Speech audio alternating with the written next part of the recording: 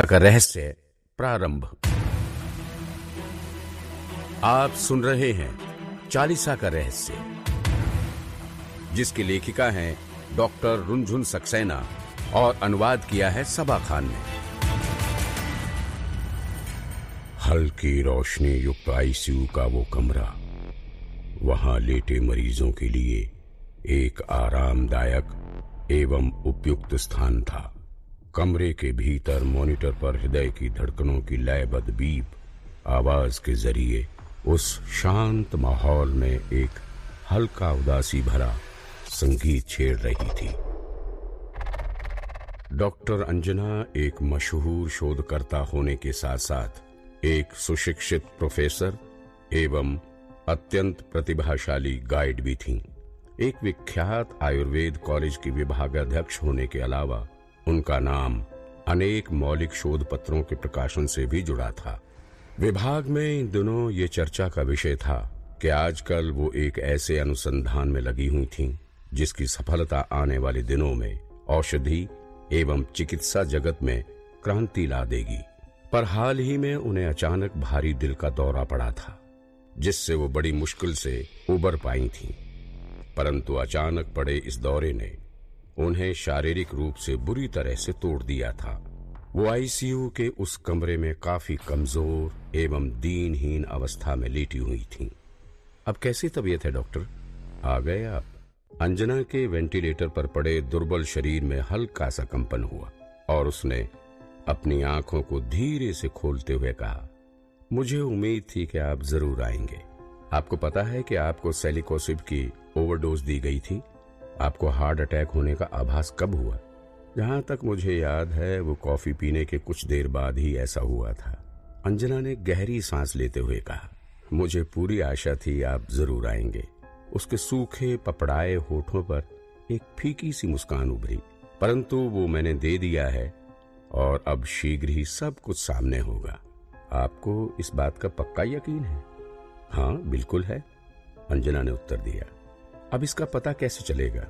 इसका पता भी उसी के माध्यम से चलेगा जिसका जन्म ही इसे खोज कर सबके सामने लाने के लिए हुआ है।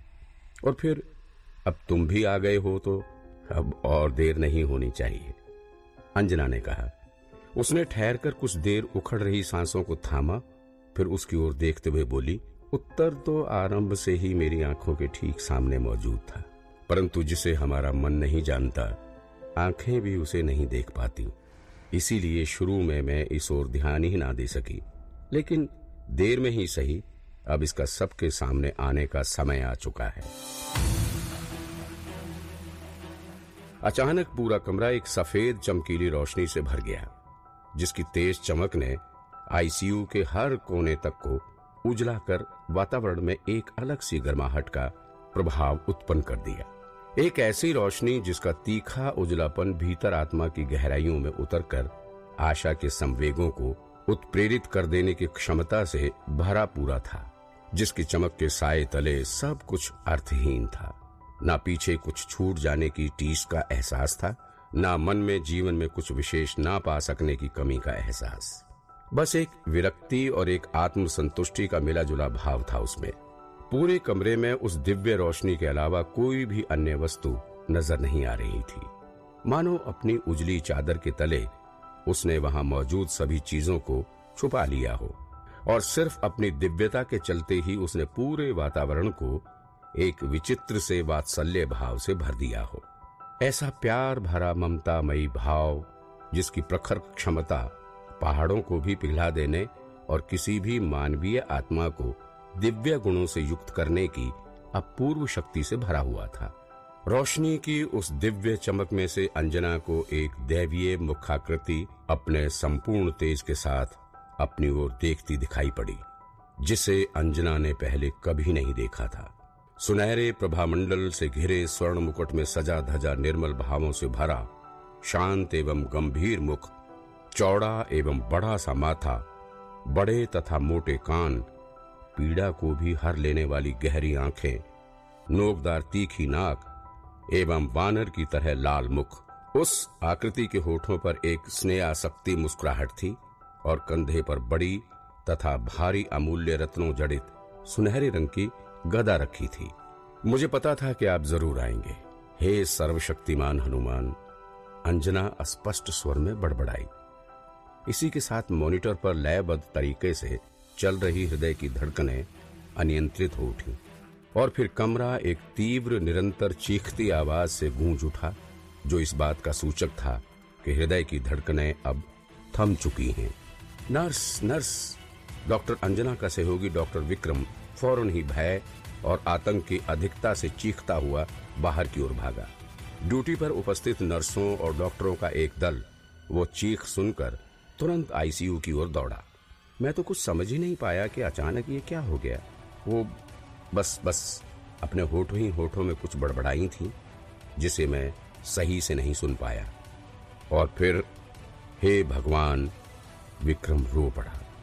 जल्दी जल्दी डिफिब्रिलेटर लाओ, एक डॉक्टर चिल्लाया। 1 2 3।